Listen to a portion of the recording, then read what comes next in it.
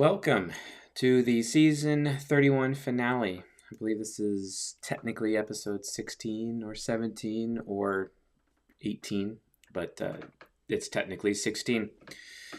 For the Jungian Sexuality season that we've been doing for the podcast and here on the YouTube channel, one woman is not enough. This is the season finale.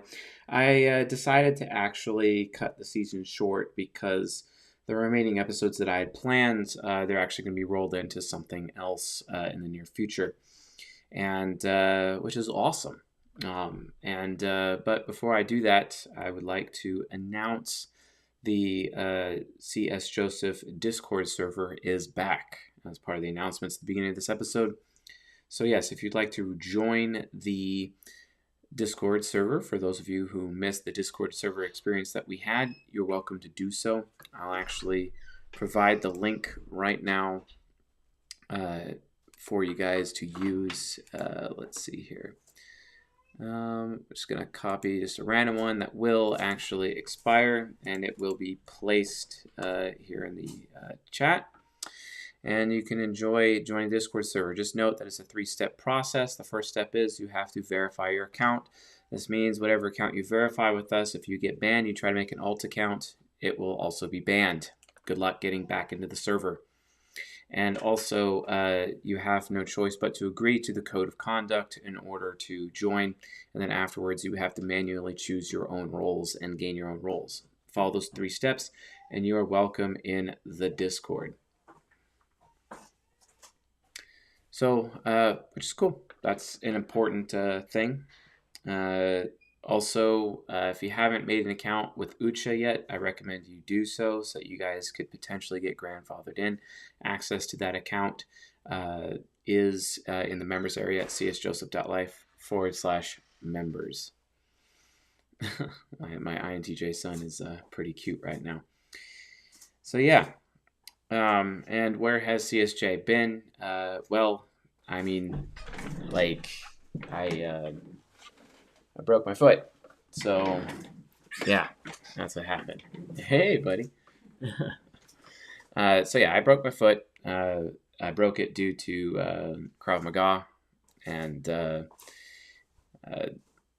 after getting elbowed in the face and kneed in the face, my foot got nailed pretty hard and my foot is broken, so I'm out for 6 weeks and can't train anymore. So it is what it is. Yeah, that's not going to work at all. He's so excited. He wants to be on camera too, like his daddy, of course. Gotta love that ESFP side. Right, little man? You like that ESFP side? You all smiley. You just want to be on television. That's not going to work. You can't be on television. He's like, watch me, daddy. Watch me. You can't make me do anything I don't want to, because when you're not looking, I just do what I want anyway. Yeah, he's 8 months old and taking steps, then falling after 1, so he's learning how to walk right now. Pretty fast, especially since my other children didn't start walking until about 1, so he's quite ahead, that little man. So anyway. So, welcome to the show, season 31, episode 16, One Woman is Not Enough, the season finale, starting at technically 3 minutes and 53 seconds. So, society is basically plagued by a disease right now. It's obviously, we can talk about general diseases like ignorance, the disease of ignorance, but society right now, modern society, is plagued by a horrible disease known as feminism and the feminine primary social order, which is literally destroying families, destroying the nuclear family. And as a result of that, we have record cases of loneliness in both sexes than we've ever seen in our entire life. And that's pretty sad. It's pretty ridiculous. In fact, I was actually talking to a friend of mine whose mother is 43 years old. She is alone, and she doesn't,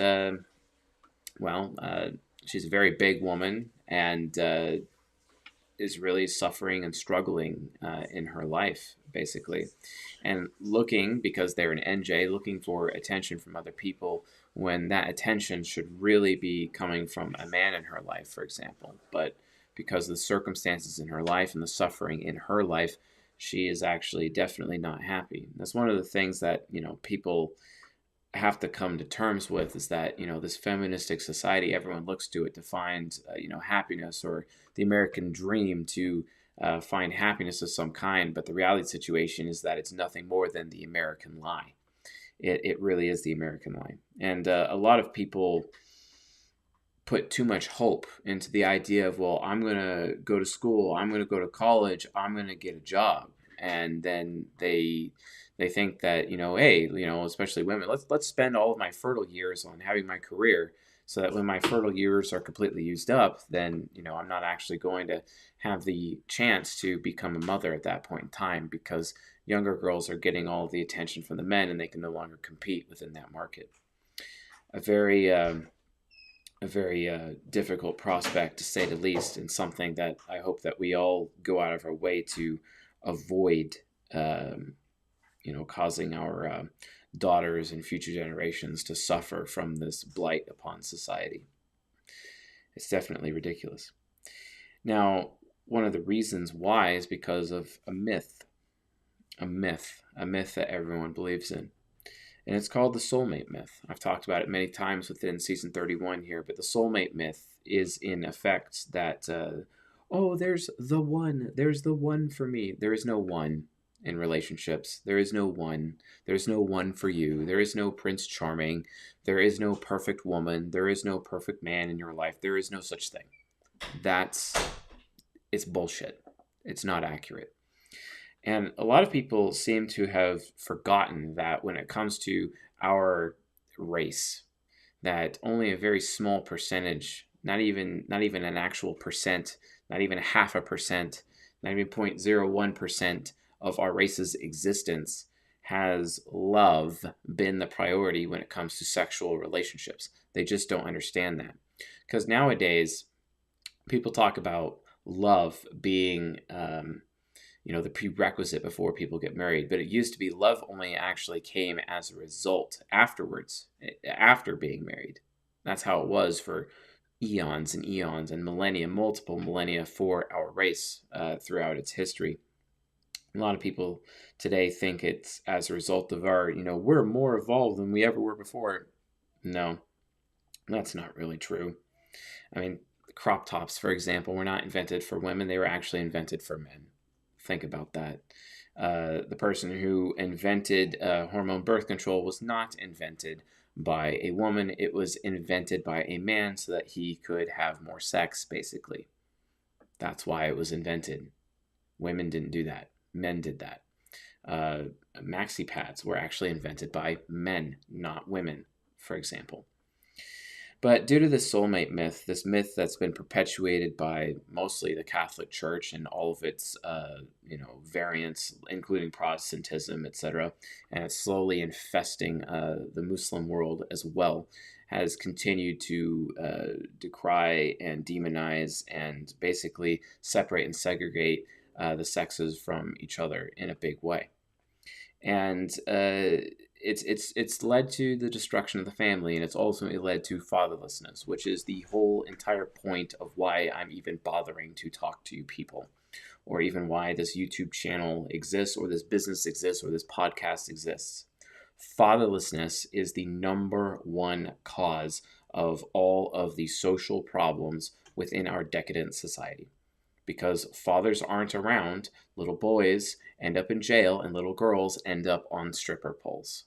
Great. That's an amazing society, to the point where we now have Durham University in the UK actually training girls on how to become better sex workers as like a degree.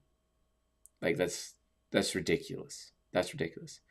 And then people tell me like, oh, well, you against sex workers? And I'm like, you know what? No, I'm not. They can go be sex workers all they want. If women want to have their OnlyFans, if they want to go be sex workers, they absolutely can go do that. But if they ever get to a point in their life where they want to be a mother, if they want to actually be a wife, if they want to have children, Well, that's not going to be for them. They're just going to have to make that decision.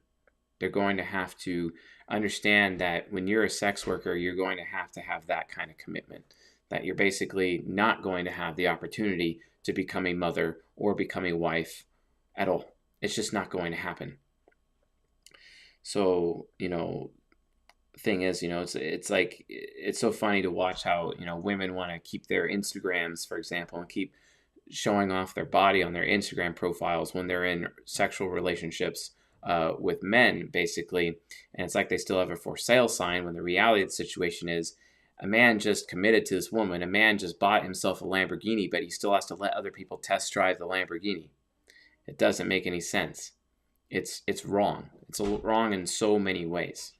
And a lot of women just don't understand that this is exactly how they're making men feel. They're making men feel like objects, nothing more than paychecks, people that are supposedly to serve them. But that's not the reality of the situation. So the soulmate myth has become this serious problem. Little boys are conditioned into believing that there is this one perfect woman for them, as much as little girls are conditioned to believe. And we can all thank Disney for that. We can thank Disney for perpetuating the soulmate myth. We can thank any form of religion or church, except for Islam, for perpetuating the soulmate myth. But the reality of the situation is, folks, it is a myth. It's not accurate. It is bullshit. It is absolutely bullshit. If you don't believe me, well, read chapter 1 of The Rational Male by Rollo Tomasi, as that is the absolute best explanation I've ever read that explains that. But who exactly benefits from the soulmate myth? Oftentimes you'd hear, NTJ women, especially INTJ women with their FI child idealism, who I just have no choice but to mock because of how ridiculous they are. Where they come to believe that, one man's all I ever want, and that's all I ever need, and that's all I'm ever going to expect in my life, so just one at a time. And yet they're completely denying their own hypergamous nature. Their sexual strategy of them looking for beta traits in a man or alpha traits in a man. And most men, 99% of men, can only provide one or the other. So while they have one, they're pining for the other. And this is what ultimately causes women to cheat, especially INTJ women. INTJ women who oftentimes have almost no body count because they keep themselves as virgins quite long, or they're the first of all of the types to lose their virginity and have the absolute highest body counts, sometimes in upwards of the thousands. Kind of like, Madonna, right? Who, after one of the books that she published, she had already slept with 1,000 men. What a hoe. She's definitely not mother material by any stretch of the imagination. And those that would make her a mother, those who like to play Captain Save-A-Ho, those that think that you can turn hoes into mothers, hoes into moms, or hoes into wives. It's just, those fools. I'm sure they'll definitely enjoy making Madonna the mother of their children. I'm sure that'll be really effective. Yeah, I can see it now. But who exactly benefits from the soulmate myth? Well, I guarantee you it's not men. And I even more guarantee you it's not women. It's not women at all. Who benefits from the soulmate myth? Well, that is the bourgeoisie, the elite. They benefit.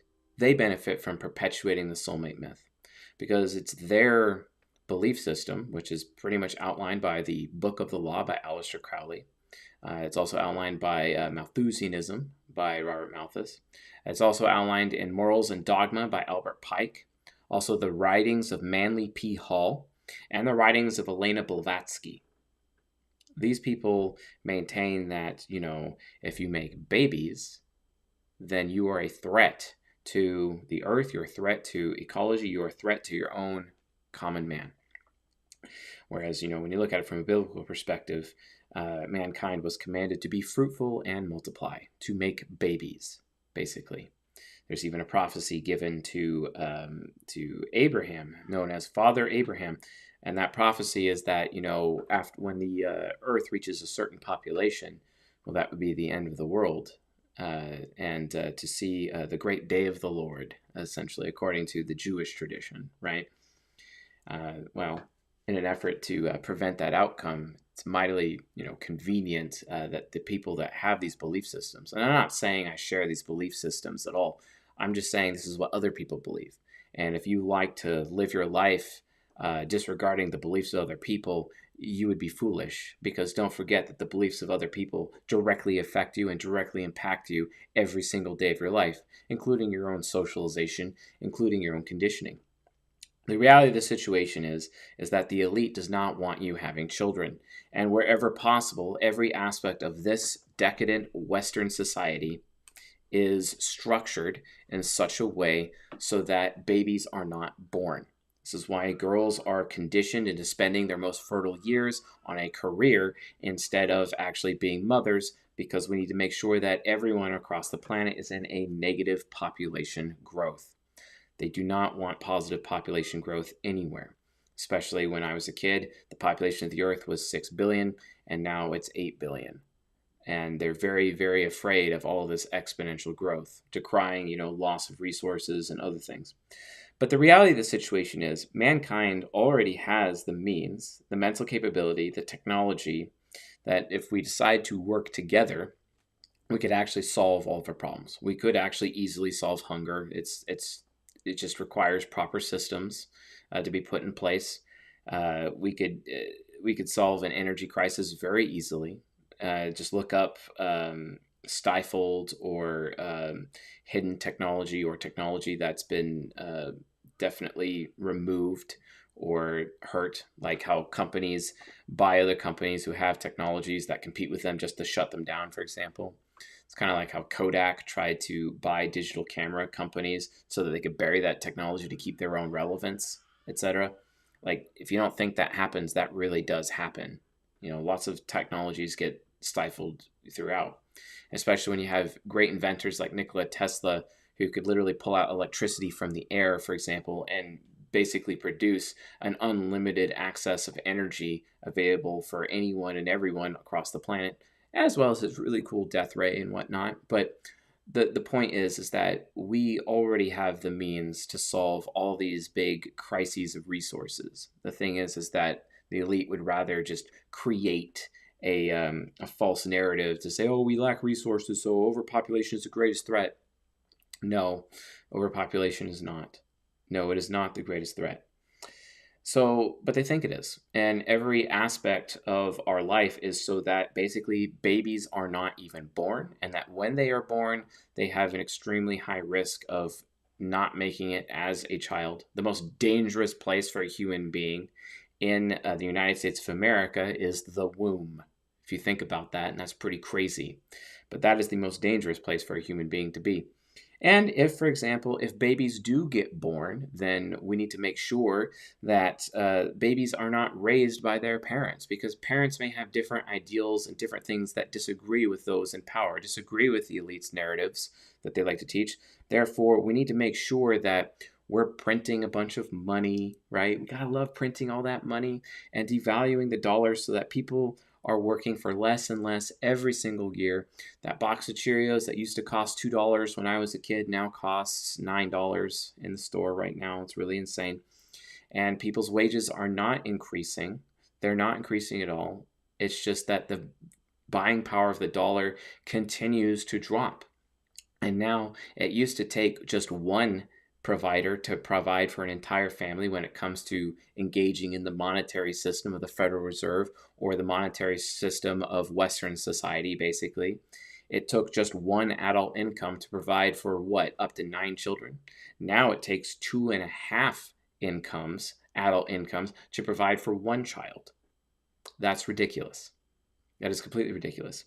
And again, this is because society wants to make it so that, because they understand that, biologically, if there's not enough resources, people will not procreate.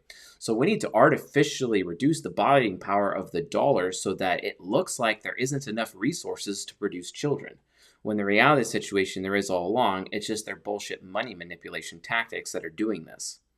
That's all it is. It's all a lie. This is the reason why the dollar is actually not on the gold standard. That's the real reason. Not that anyone would ever tell you that, of course. So This continues to be a systemic problem across Western society and is becoming a bigger problem within Middle Eastern society as well as Eastern society. And I'm talking China and Russia simultaneously. It's becoming a serious problem. It's probably the worst problem of all within Australia, given that Australia kind of legalized internment camps recently. But that's another story entirely.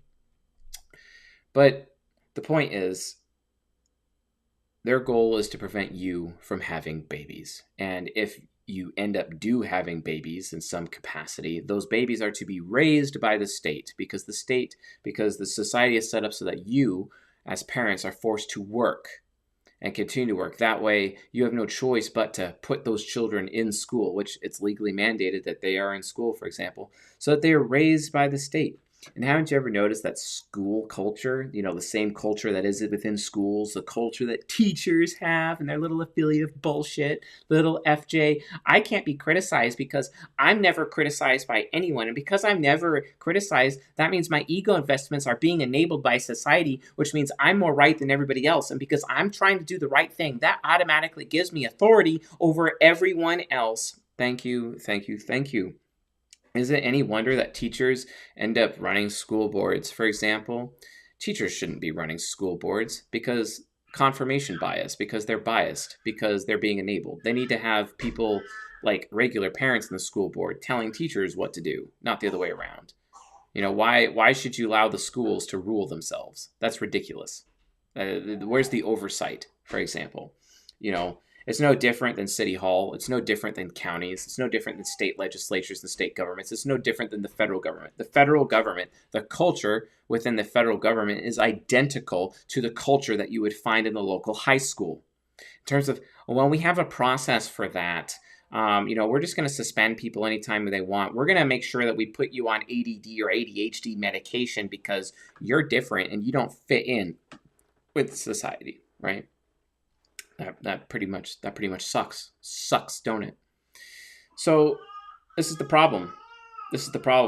If you want somebody to hate, then I suggest you hate the school culture, that you hate the school system, that you hate the system by which your children are being manipulated, socialized, gaslit, conditioned into worshiping the beast known as the world system, known as society.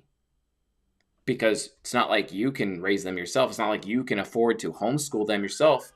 It's not like, even women these days are even encouraged or much less supported or even want to homeschool their children. And it's not like they could afford it anyway because it requires 2.5 adult incomes to raise one child anyway. Ridiculous. Try running a household on 2 minimum wage jobs that are full-time without having your children being raised by society. What happened to multi-generational families, for example? What happened even to the nuclear family? We've moved from a child-rearing system, a parental nuclear family-based child-rearing system, to a child support system, where we've completely outsourced parenting and everything to the state, not like people have the choice, because that's the only choice they don't have. That's a problem. So how is the soulmate myth enforced in society? It's enforced by a religion, and if you don't comply, you're excommunicated, you're exiled, you're ostracized from your family, community, society itself. I remember the day that I told my family that I was a polyamorous, for example, and they threw me out of everything. They wouldn't have anything to do with me again. And ever since that day, they've judged me ever so harshly ever since. I'm not even human to them. I'm not even a real person to them. I'm a mistake to them. I've lost my way. Okay, whatever. So the soulmate myth is enforced by religion. My parents are very religious. It's also enforced through economics, which we discussed. Buying power of any fiat currency goes down over time due to printing and inflation, and this is all intentional to make it harder for you to raise children and pass on what you know and potentially your rebellious behaviors, in order to prevent that rebellion or civil war could ever happen in society ever again. We got to maintain control. So we got to keep everyone working like the cattle that they are so that they can't raise their children unless those children rise up and challenge the state itself. And the other way the soulmate myth is enforced in society, abortion. But we already discussed that.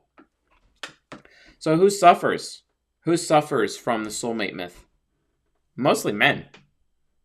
End up as victims as hypergamy, high stress, poor health, lack of happiness. The fact that a woman can decide at any moment whether or not he's fit to be the father of his children. Or the fact that a woman, if she's unhappy in her marriage and doesn't have enthusiastic sex with her man, can always claim rape. Wow, that's pathetic. If a woman does not have enthusiastic sex with a man, it's automatically rape. Great. That's just fantastic. It just continues to be insanely ridiculous. It's not to say that women don't suffer too. They certainly do. They end up with high stress, poor health, lack of happiness, just like men do. Lack of fulfillment in their lives. All of a sudden, those NTJ women, when they're 37 years old, oh, I wish I was a mother. I wish I didn't spend so much time on my career. Because it's like, just remember, when you leave your job, no one's going to remember you. No one's going to miss you. No one cares. But if you have children, they might miss you when you die. But I guarantee you, those people that you worked for, they won't care. They don't give a damn about your legacy. That's just reality. Your children might, though, depending on how you raise them. They might care when you're gone. They might miss you. So you need to be aware of these consequences, folks. Everyone suffers from the idea of the soulmate myth. And the soulmate myth only exists to serve the bougie people, the bourgeoisie people, the elite. That's all it exists to serve. So that their society, which keeps making them rich and making you poor, it stays in power, because it's not like you can raise your children that could potentially rebel against the system later. They elect themselves the true parent of your children. And guess what? This has been happening for generations. So whether or not you're aware of it or not, if you are watching this live stream, you are a child where the elite is your daddy. The elite is your mommy in reality. And so is your parents and their parents. It keeps going back. And you won't be able to escape it unless you wake yourself up and realize what's actually happening in the world. You ever hear of the United Nations Agenda 21, where they're putting fluoride in our water? Fluoride is toxic. It reduces your lifespan. There's just a report that went out a couple of days ago about 340 plus different toxins in average tap water within the United States of America. Tap water, if you drink it, you foolish. You probably shouldn't drink that. You are shortening your lifespan, which is what the elite wants. Because if for some reason you actually do have a baby, they're going to go out of their way to create such a toxic environment for that baby that eventually that baby's lifespan is reduced and eventually dies anyway within their life. Don't you all enjoy being treated like cattle? Don't you love that? Don't you think that's amazing?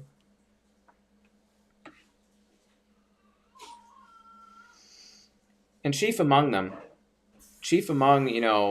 how the soulmate myth is ultimately enforced in society is one thing had to go.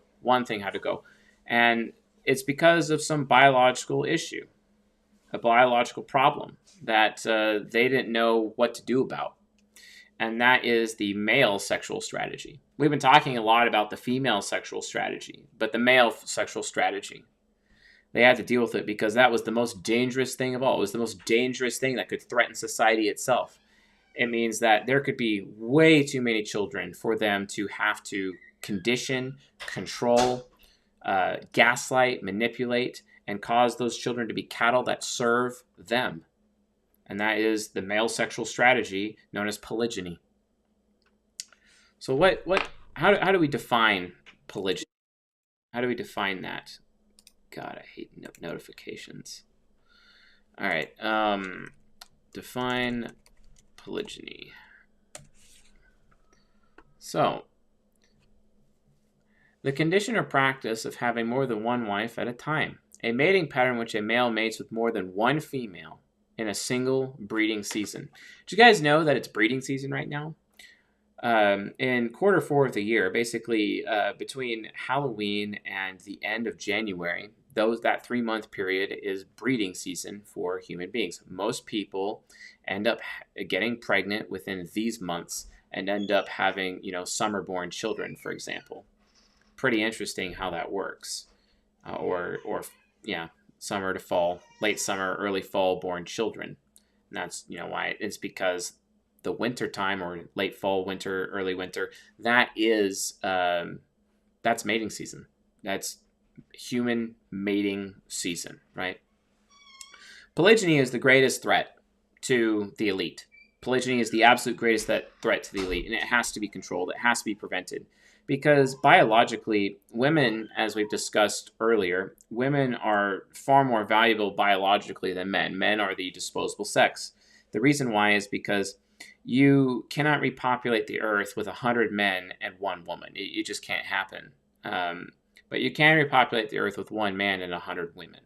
And because of that biological importance, polygyny is a huge, huge threat, because 1 man could potentially impregnate a bunch of women all at once, and then all of a sudden there's a bunch of children, and those children could be hard to raise, hard to gaslight, because there's such a sheer volume of them, and then it could threaten the system itself. And then all of a sudden you got civil war on your hands. You have rebellion on your hands because you weren't there to teach those children how to not challenge you, and to teach those children how to be cattle, for example.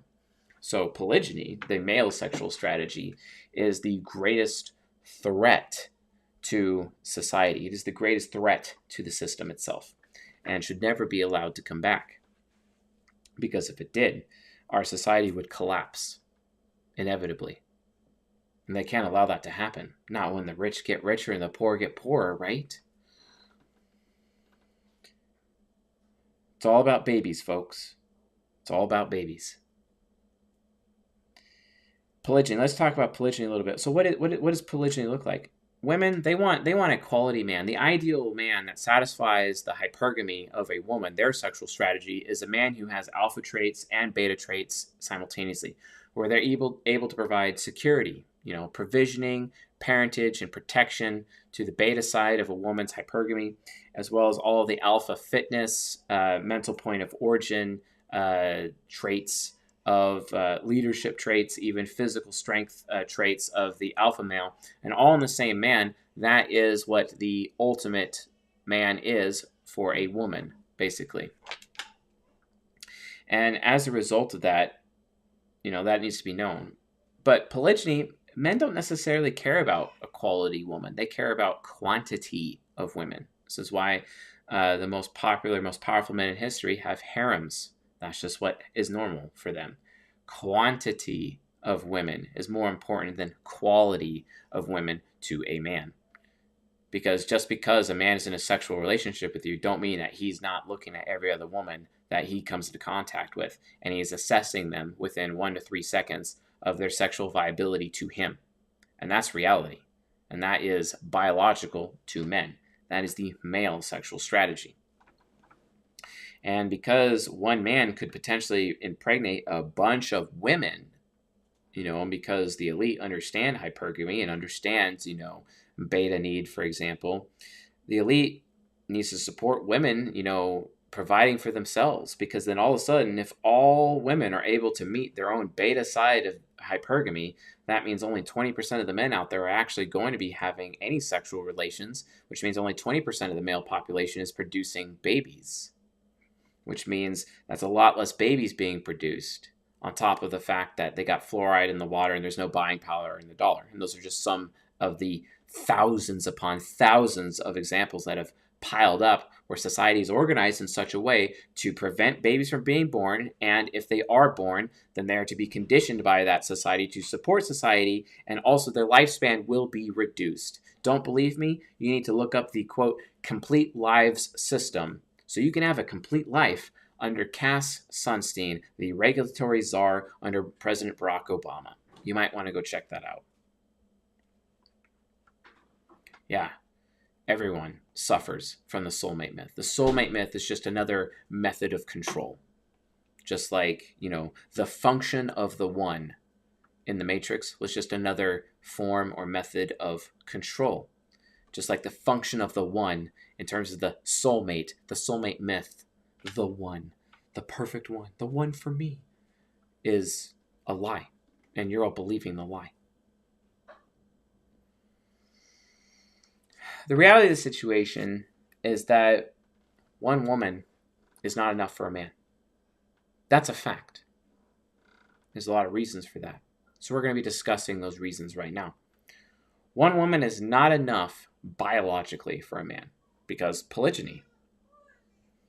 And women are biologically built for polygyny. They're biologically built to support polygyny. There's this thing called the Bachelor Effect. That's at least what a phrase coined by Mr. Andrew Ryan, who is ultimately a pickup artist, as much as he would, claim that he isn't, but he is a pickup artist. But really, the scientific term that you can look up, it's called mate choice copying. Women have this thing called mate choice copying. And just because you're a woman in your late 30s right now, be like, oh, I don't do mate choice copying. Yes, you do, or you did when you were younger. Okay. Oh, I didn't do it when I was younger. Well, then you were probably fat and ugly at that point in time, and you weren't even considered an option for men to mate with to begin with. So you might want to be aware of the circumstances from which your judgments are coming, by the way. But what is mate choice copying? Mate choice copying is women know that their bodies expire. They know that their fertility goes away. And it's all inside of them, inside of the back of their head, that they know around 30 years of age, they're not going to be able to produce babies as well as they were able to before. And then when they hit 26, 27, 28, they have the epiphany, oh crap, my looks can no longer compete with younger girls. And they see guys that they want go for younger women.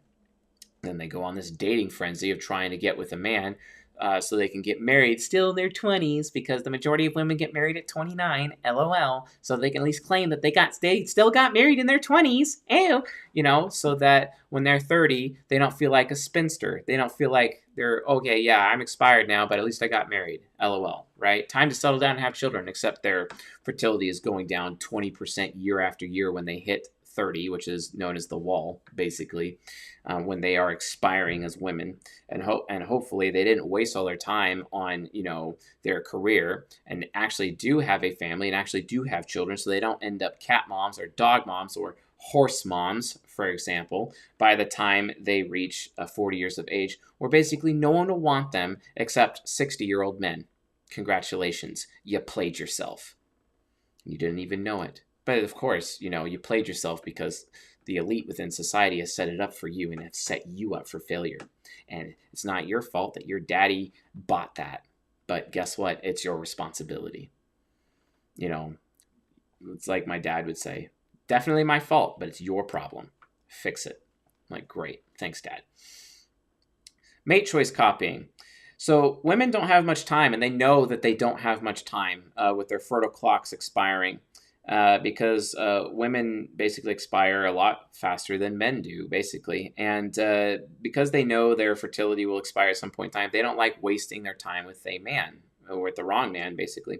So when they see other women with other men, those other men are basically vetted for them. They're pre-vetted. Oh, that woman sees something in that man. Okay, so automatically the mate choice copying instinct inside of myself is going to desire that man because I see other women, or he is with other women, and he's already been vetted by those other women. So it's a little shortcut that I get to, I get to take the shortcut so I don't have to vet him for myself, right? And of course, all the NTJ or all the masculine women right now, when I say this, are all cringing when I say that, but that's reality. You may not be aware. Oh, that's right. Masculine women are the least self-aware of the 16 types. That's right. Especially the ESTP ones. Oh, man. And the ENTJ ones. So not self-aware, but especially the ESTPs and the ISTPs. Oh my God, there's no FI to be self-aware with. There's no SI to be self-aware of. Right?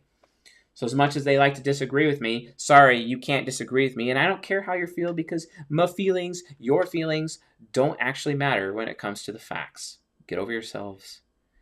Because the reality of the situation is, if I spent one day or I recorded your entire life during an entire day, imagine me going through it second by second with my TI parent and nitpicking everything to prove that you're actually wrong. But, you'd have to get over your little ego investments for that. Oh, God help you if we, get past your ego investments. What is wrong with women? Oftentimes I find them that they would rather live in a fake heaven than the real hell. And believe me, folks, I always will choose the real hell over a fake heaven any day. If you want to be plugged in the matrix, that's on you. But, you might not want to be around when my existence challenges the matrix itself. And you're plugged in. What are you going to do then? So, mate choice copying. It's definitely an instinct. And the fact that women have this instinct, it proves that they are biologically compatible with the male sexual strategy of polygyny. Women are pre-built, biologically, instinctually, to accept a man having multiple women. It is only a new idea that has been sowed into the collective unconscious of man by the elite, through religion and economics, to get people, and through force of law, basically, to get people to not make babies. And that's why y'all may disagree with me. It's only for that reason. Here's another reason why women are not enough biologically. Because they menstruate. And technically, biblically, having sex during menstruation is a form of sin. Men end up getting exposed to a lot of diseases when it comes to sex during menstruation. So it's not okay, and it should be avoided. This is why in Jewish culture, very early, when a woman was menstruating, she would not have any sexual relations with her men, but their culture respected the male need to have sex. So another one of his wives, who was on deck, basically, was actually in the batter's box, and he would have sex with her while the other one is menstruating. This is very normal. Wow. That was in ancient times? Okay. Here's another reason why one woman is not enough biologically. When women become mothers and they have children, they naturally prioritize their children above their men. And their children is the higher priority than their man. Versus a woman who does not have children, or her children who are already grown, then they can prioritize the man again. So for example, if a woman gets pregnant, from the time that she is pregnant through the time that she gives birth, and the time that she's breastfeeding until the child is technically weaned, that entire time, in ancient times, those women would not even have sex with their husbands, not even one time. And it would be up to the other women in his life to do that, not her. Think about that. Here's another thing that causes, that is one woman is not enough biologically. Testosterone drops when there's a baby nearby, especially at night. If men hear a baby crying at night, their testosterone drops to extremely low levels, which causes them to be not very healthy. Do you know why that happens? Because their biology is assuming that the mother is not around. So then their biology makes them more beta, to take on beta traits, so that it makes their father, the father of the baby, more motherly and open to helping the crying child. That's why. So if you want to feel like a woman, feels like a woman. If you want to feel like a woman, have a baby sleep next to you in the middle of the night. And you'll feel like a woman real quick with your testosterone dropping. See, it's the responsibility of, See, this is why, like in ancient times, men would have their grand tent where they would live, and their wives would have little tents around his tent, basically, so that the baby would not disturb him when he is sleeping. And the baby would sleep with mom. And he'd just have one of his other wives who did not have a baby, or her children was grown, sleep with him instead. And they would trade, basically. That's how it worked in ancient times. That's why. Because one woman is not enough biologically. Because huge testosterone drops when babies are nearby. Don't believe me? Look that up. Okay? Here's another thing. Sexual desire itself in a woman drops during pregnancy and postpartum and during breastfeeding due to the high levels of progesterone. The entire process can take years. She's not as sexually available anymore. All the more reason to have another woman in your life to step up. See, these are just some examples to why one woman is not enough biologically for a man. Let's talk about socially. How is one woman not enough socially? So, my wife is, she's a housewife. My ESTP wife, who is very masculine, has humbled herself to the level of housewife. I told her at the beginning of our relationship, I never cared if she had a job. It's not important to me. I really don't care. and she got pregnant. She has a baby, and she takes care of the baby by herself in the home while I'm out working or whatever I'm doing. That's what she does. She handles it all on her own. And it's so funny because she actually had a job.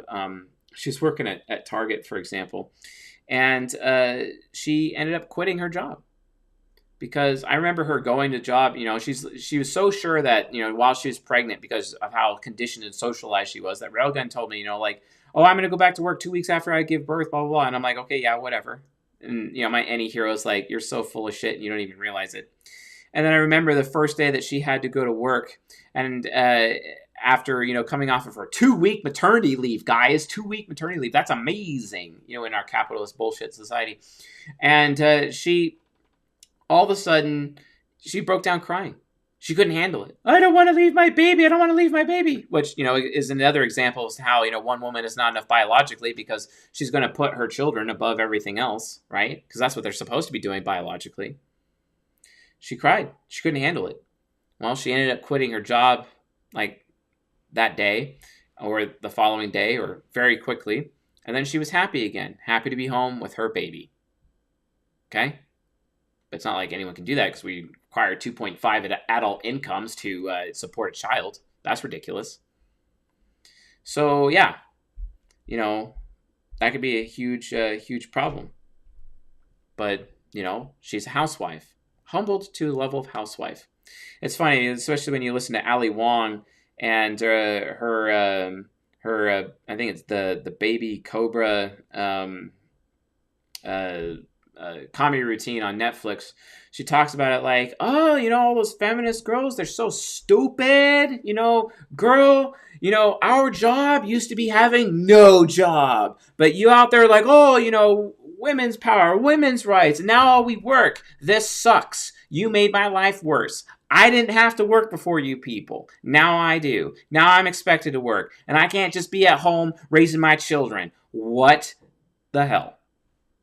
Don't believe me? That's an INTJ woman, by the way. That's a masculine woman saying that. Go watch or listen to her comedy routine. It's a little bit of truth mixed in with the amusement. You might want to check it out for yourself. Ali Wong. ALIWONG. She's an INTJ. Check it out. Netflix. Now, one of the things that my wife has figured out as a result of being a housewife is that housewife is absolutely hard. It's actually harder than having a career. How is it possible that I can, take care of my baby and also meet all of my husband's needs with cooking, cleaning, dealing with the baby and all of his baths and feeding him at his high chair, which gets food on the floor that I have to clean up, and breastfeeding and exclusively pumping, and then also maintaining my own exercise regimen and measuring my food every day to the calorie, to the gram of protein, which I expect of her. I expect that she does this. She's lost 54 pounds as a result. And now she's a nice, healthy 116 pounds with a goal of being 113 pounds for her height, which is 5 foot 5 inches. And she'll stop at 113 pounds, and she will be, she already is bombshell style, but she will be at her ideal with my standard of beauty as the standard beauty that I expect with the women in my life. I'm not saying all women have to be 113 pounds. It just depends on what I calculate the ideal is based on their height and body type and their genetics and whatnot, which I am heavily researched in. So each one is their own special snowflake, so don't worry. But the point is that having additional women in the home under the roof, guess what? Makes it easier on her to get all of the work done. She can barely keep up, folks. She can barely keep up. But she does. But think about it. All the other mothers out there who don't even measure their food, they're so busy handling everything else right now. And then all of a sudden, because they have to neglect themselves because they're so focused on their baby and potentially focused on their husband, and sometimes they're not even focused on their husband, they let their bodies go even more. And then they just become effing ugly. They become fugly women. I think that's where all the land monsters in society come from. See what I'm saying? And all that baby weight that they gained, they never lose it. They never lose it for decades later. I wonder why. You see? It's pretty stressful being a housewife. It's extremely stressful. All the more reason to have more than one woman under the roof to assist, right? All the more reason. Or all the more reason to help with motherhood. Oh, that's right. Children, like for example, boys, don't finish becoming an actual man until 28 years old, when they used to become a man at 15 years old. Within Hispanic or Spanish culture, having a quinceañera, because that is basically, 15 years of age. When people are considered to come of age, it's because mentally they come of age at 15 because they have been exposed to all the different psyches of their huge ass families for decades. And they know people, even though they're not civilized and don't have an education like the white man is going to force you to do when we come and see them Redskins, or whatever. It's such crap. Or just watch the movie Avatar and you'll know what I'm talking about. But like the reality of the situation is that, those people were far more intellectual, far more brilliant than any of those civilized white folks were. That's for sure. With their nuclear families, because the tribal family exposes the child to all the different psyches. So the child development is benefiting from the fact that there is more than one woman under the roof, because all the different psyches of the different women that basically impact the child. And then all of their extended family as well also impacts the child and makes the child stronger, so that by the time they are 15, they are mentally a man. They are mentally a woman.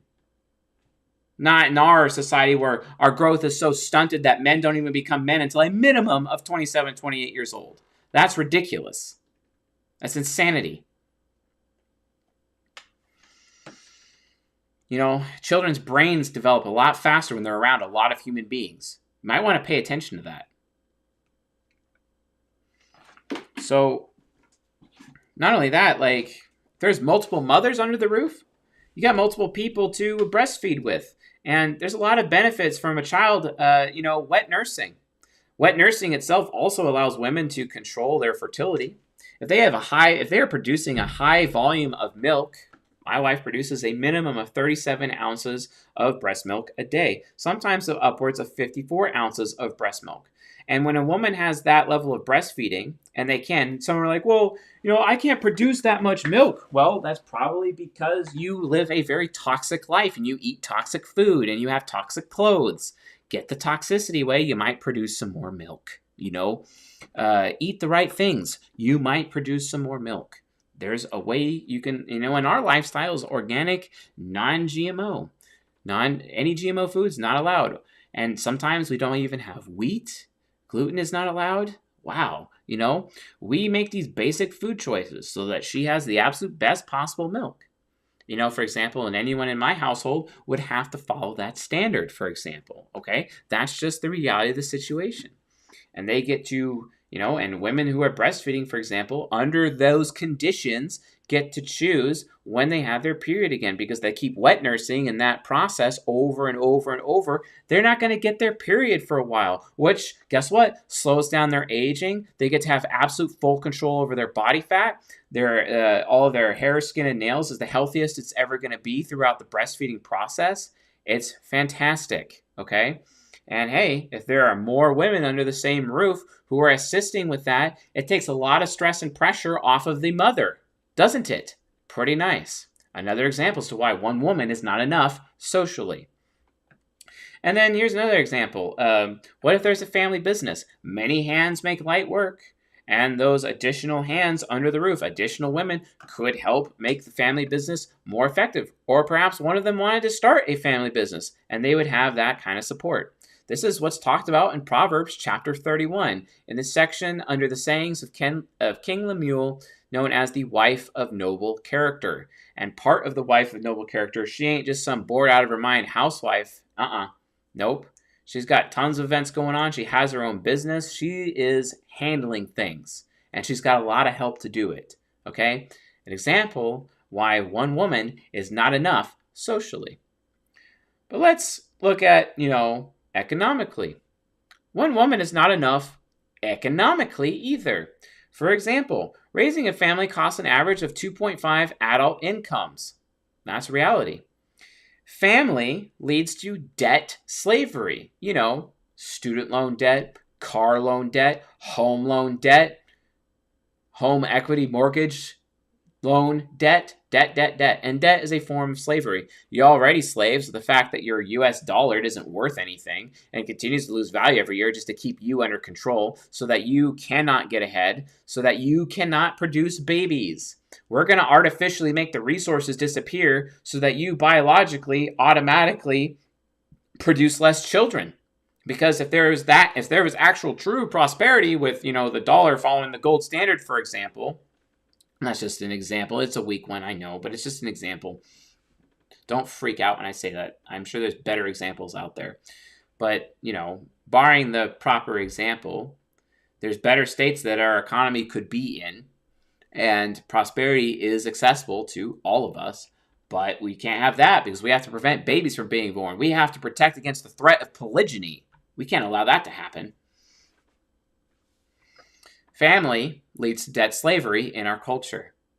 Economic stress leads to lowered birth rates as designed by the elite. Having multiple women carries the potential for multiple incomes in a family. We're talking about family business. Many hands make light work. Some of them who, do have some work, even if they're working minimum wage, it still is a huge contribution financially to the family. It still is. And they know that, at any moment they could get pregnant and then they would no longer be required by their husband or the father of their children to actually work that minimum wage job anymore. So it wouldn't have to be that much of an issue. I'm not saying they can't be like a CEO of a company if they want to. Go ahead. That's fine. As long as they've cleared it with their husband. It's no issue. Or the man that they're committed to. It's really no issue.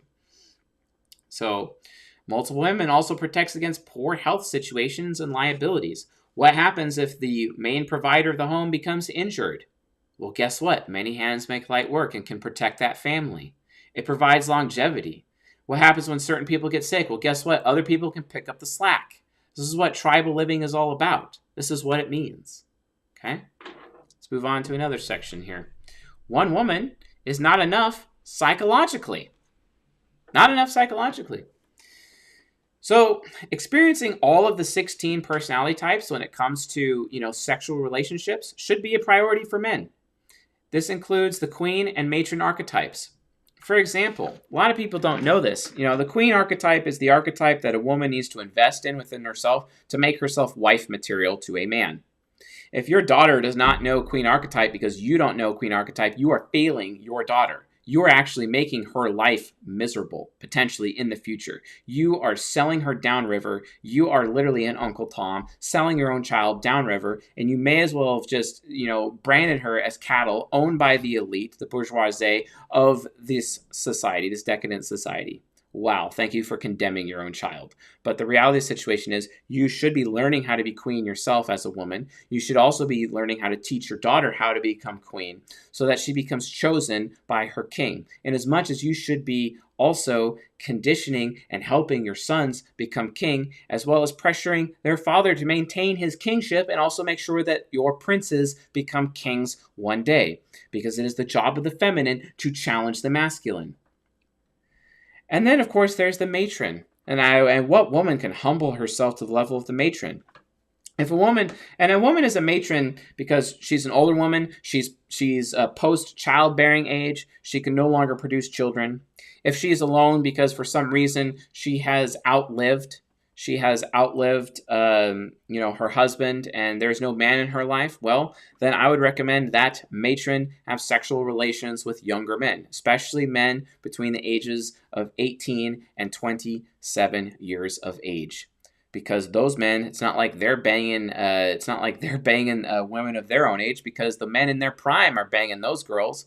So the matrons should be having sexual relations with those men within 18 to 27, within that 10-year range, basically, so that those men can gain from your matronly wisdom and your advice. Don't believe me? Then I invite you to read the essay written by Benjamin Franklin, one of the forefathers of the United States of America and also an ENTP. The name of the essay is Ben Franklin's Advice to a Young Man on the Choice of a Mistress. The matron archetype, if they are alone, they are to become a mistress, basically. And then if she is not alone, If the matron archetype is not alone and has a man in her life, well, guess what? And who can accept this? Oh my God. But the matron archetype's job is actually to go out there and find other young women for her man. That way, she gets decision-making power, and he's not just bringing some random bimbo into the house that could potentially put everyone else at risk. She is wise and has family in mind, and her children in mind, and her husband in mind, and it basically falls onto her to help vet out other women for him and present those women to him in this model. That way, the entire family is protected. That is the purpose of the matron archetype, and it serves polygyny. Okay? Just as much as the queen archetype serves polygyny. All you girls out there, you expect men to serve your hypergamy. Well, guess what? You got to serve polygyny. Get over yourselves. So, experiencing all the 16 types can be a goal for a woman within a sexual relationship. So, remember, folks, we're talking about polygyny here. We're talking about a woman being committed to a man. And the man is committed to her, but he's also committed to other women as well. But that woman cannot have sexual relations with any other man without his express permission, okay? So, and if women want to have sexual relations with other men, guess what? Those women can go ask their husband permission. It is written, love your wife as Christ loved the church, he who gave himself up for her. Why would your husband not, in that polygynous situation, why would he not grant your request to go have sex with another man, potentially? Well, the thing is that the reason why you got to ask your man permission, and which he would be likely to say yes, depends on how many women he has in his life. If he doesn't have enough women, go find other women, present them to him, use your matron archetype energy, present those women to him, okay? So that you can still ask that permission because you know that he's still being taken care of. His needs are being met because you're being a good wife, obviously.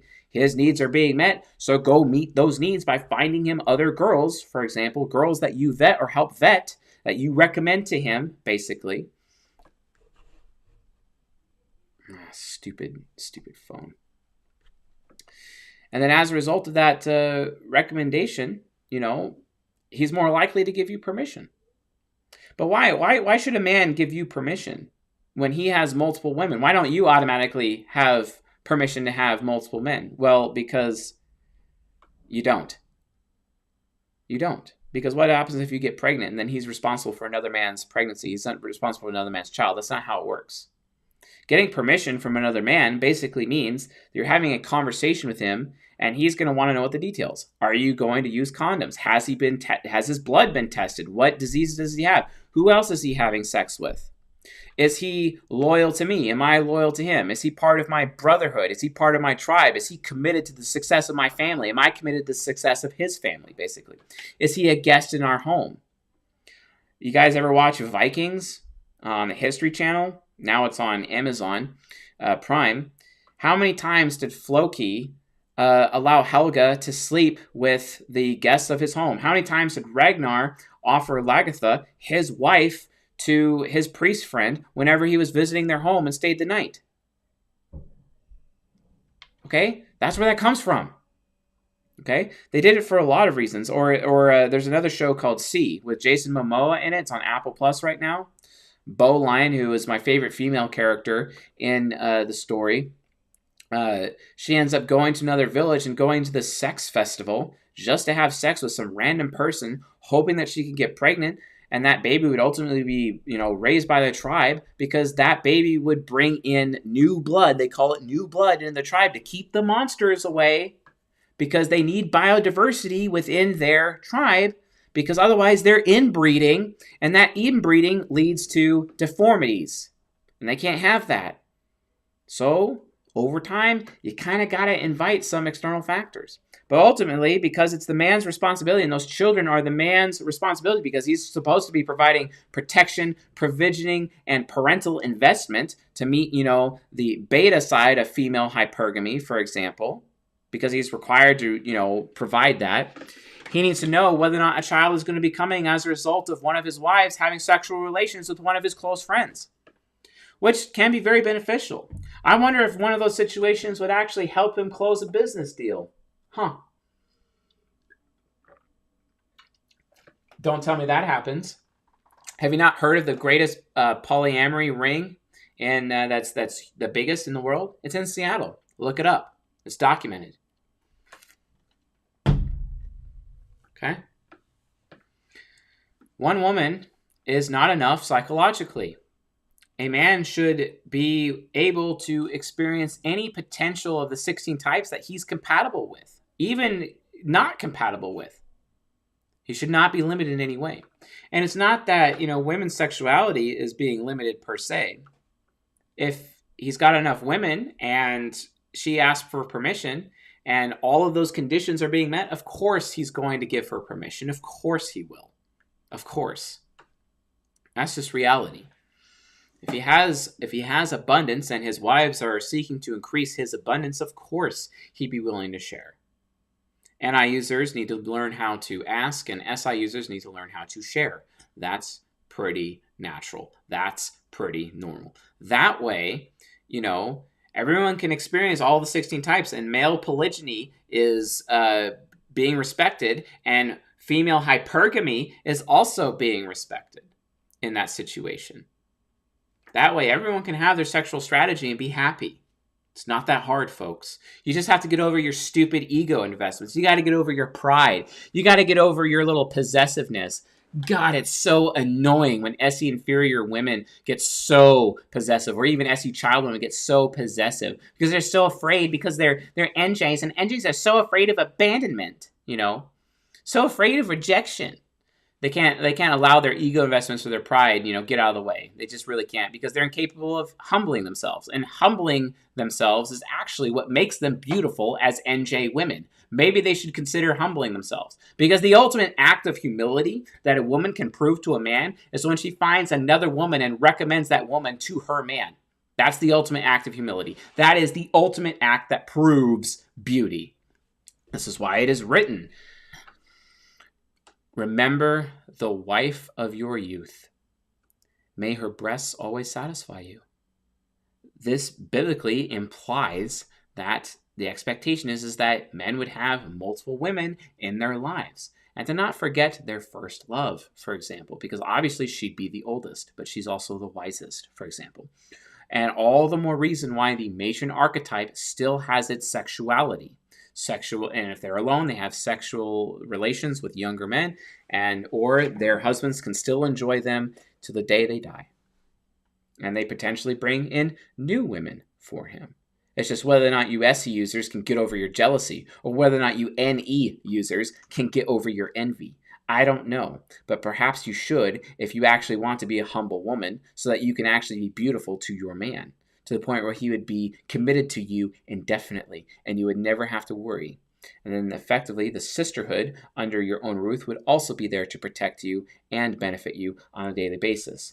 I guarantee you that environment, it's really stressful to have to manage your own jealousy, and it's really stressful for you to have to manage your own envy. When you choose an environment like that and let go of your envy and let go of your jealousy, guess what's going to happen? You're not going to have any stress in your life at all. Many hands make light work. So,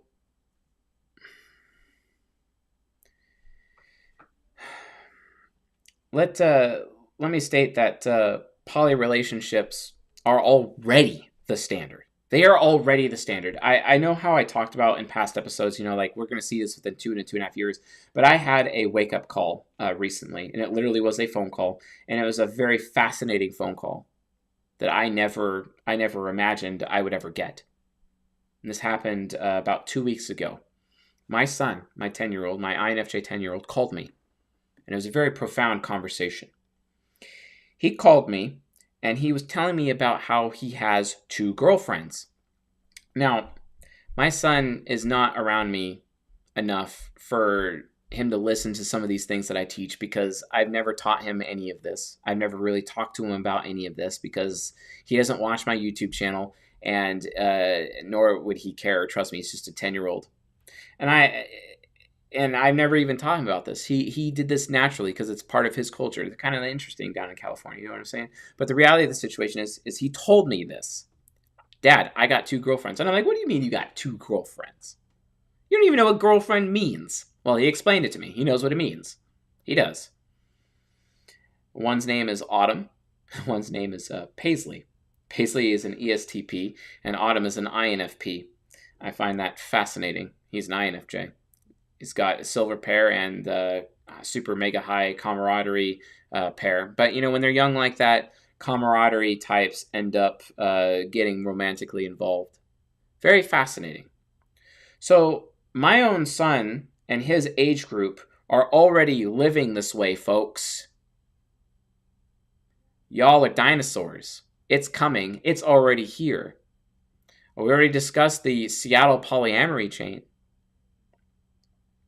And don't forget, folks, like polygyny, there's 2 different aspects of polygyny. There's polyamory, which is the beta side, where men are okay with being cucked, or it's uncontrolled cucking, basically, versus polygamy, which is the alpha side, where men give permission to the women as to whether or not they can have sexual relations with another man. It's with his permission, basically. But he always has veto power, and sometimes he has to negotiate on behalf of one of his wives with a specific man that she is asking permission. Or in some cases, he may just offer her to one of his friends and ask her if she'd be interested in. Who knows? Stranger things happen. But folks, my son is pure evidence to the contrary of your precious bullshit nuclear family society. It is gone. It is over. The next generation is already living this way, and they already think it's normal. Wake up. I didn't put him up to it. He did it all on his own. Your days are numbered. If you're not willing to live this life, well, you can enjoy all those stats and become a dog mom or a cat mom, a horse mom, or you can fall in and realize that maybe you should humble yourself. Maybe. All right, I got to address the Christians. For the Christians out there, I guarantee you that your wives hope very hard that they do not have to stay with just you for eternity. This whole idea that you're going to still be married to each other because you found the one and you're believing the soulmate myth, and you're going to die and both be in heaven and whatnot. I guarantee you that your wife's hypergamy definitely, after being married to you for 20, 30, 40 years, is hoping that they do not have to be with you for eternity. Well, guess what, folks? Marriage, how it is here on earth, is not how it is in the kingdom of heaven. For it is written, for when they rise from the dead, they neither marry nor are given in marriage, but they are like the angels in heaven. Pay attention. Still don't believe me? Book of Proverbs, chapter 5. Let your foundation be blessed, and rejoice in the wife of your youth, a lovely deer, a graceful doe. Let her breasts fill you at all times with delight. Be intoxicated always in her love.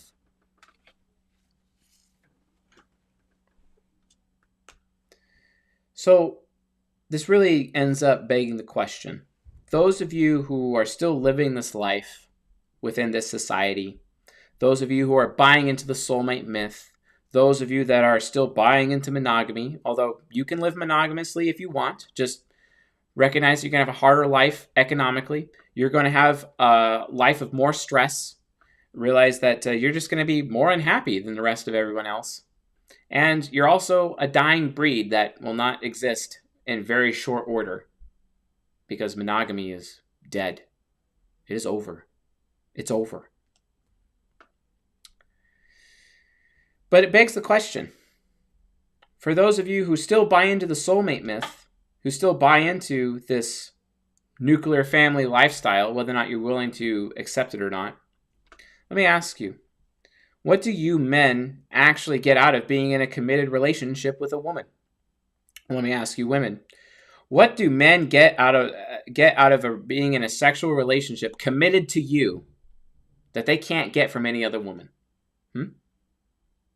Answer me. The reality is nothing. They don't get anything. We live in a society where we have dishwashers, we have washers, we have dryers, we have microwaves. I really like my new Oster oven that I just got for myself recently. It's amazing.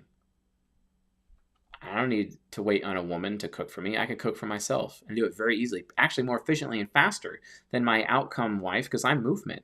And I can get my food in my belly a lot faster, right? Because food is not as much of a priority for me, right?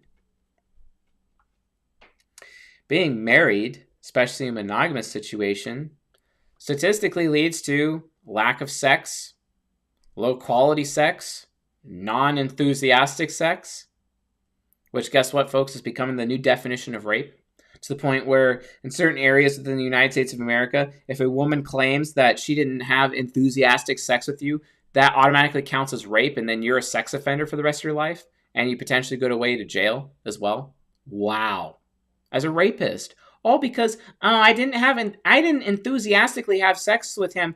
He did not satisfy the alpha side of my hypergamy, so that's automatically rape. Great. What an amazing society. Because women, they don't have to compete anymore when you give them a ring. They don't have to compete. They get to check out of the sexual marketplace, right?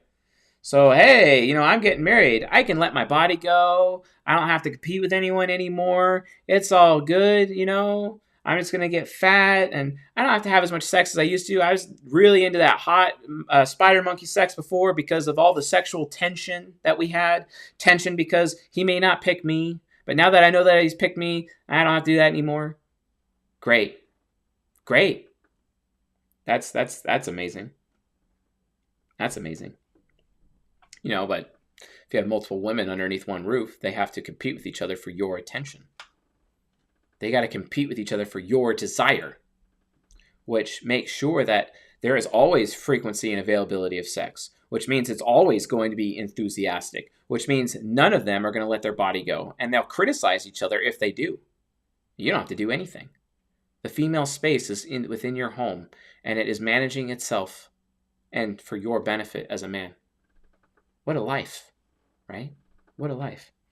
If the younger generation is already living their life like this, and if you're a man and you're basically, just turning 30 in your late 20s, up to my age, just wait till you're in your prime. All those women will already be pre-programmed to accept a poly-related relationship. So all the women that you're supposedly committed to right now, you don't have to be necessarily committed to anymore because the next generation of women are already pre-primed to live this way. Congratulations. You got it a lot better than your father had it or your grandfather had it. You got options, men. You got a lot more options than you knew you had. And there's nothing more terrifying to a woman than a man who is aware of his sexual options, who is aware of his own value. There's nothing more terrifying. So that's what I'm doing. I'm exposing to you men out there to realize that you're going to have a really nice heyday in the very near future. When you hit your prime, go for it. Because there's nothing, they won't be able to stop you. No one will be able to stop you. Certainly not the elite. The elite who fears polygyny more than anything.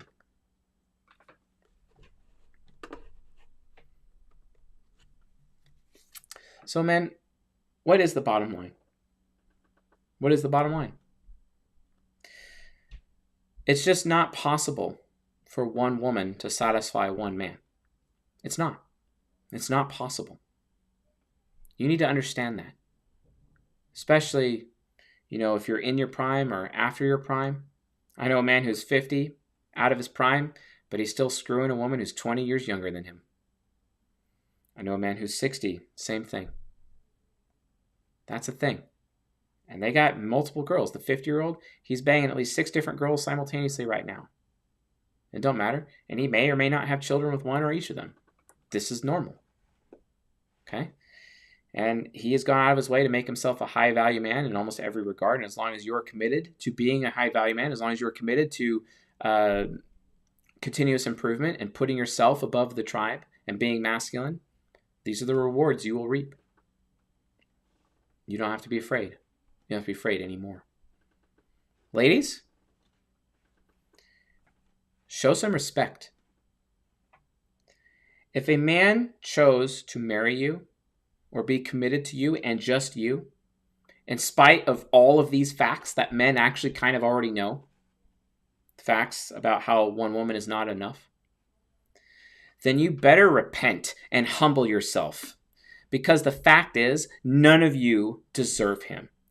All you women out there who are in monogamous relationships with these men who are married to you, you don't deserve them. That's true. Because the reality of the situation is, it is actually impossible for you to give more to him than he can give to you. And you are getting way more out of your relationship than he is. That's a fact. So I suggest you show him some respect, and I suggest you humble yourself while you still can. Because the day is coming. The day is coming. Don't forget, a woman turns 18 and turns 21 every single day. I suggest you humble yourself because your day of reckoning is coming. Mark my words.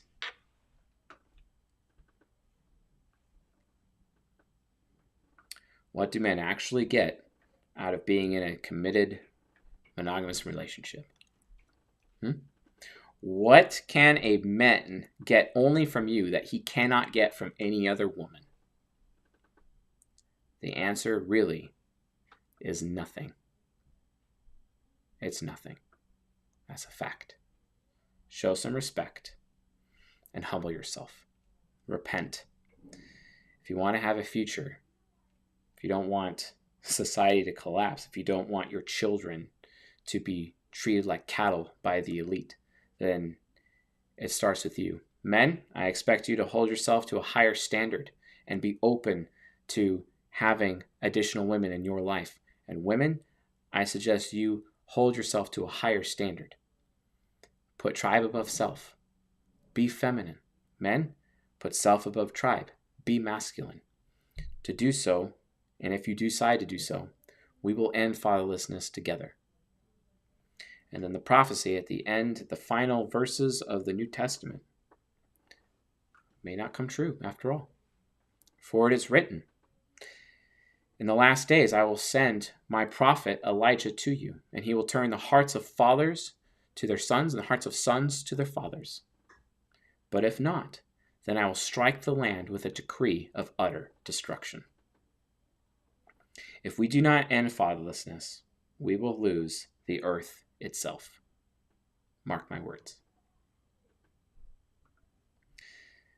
Thanks for watching, folks. I'll see you guys tonight.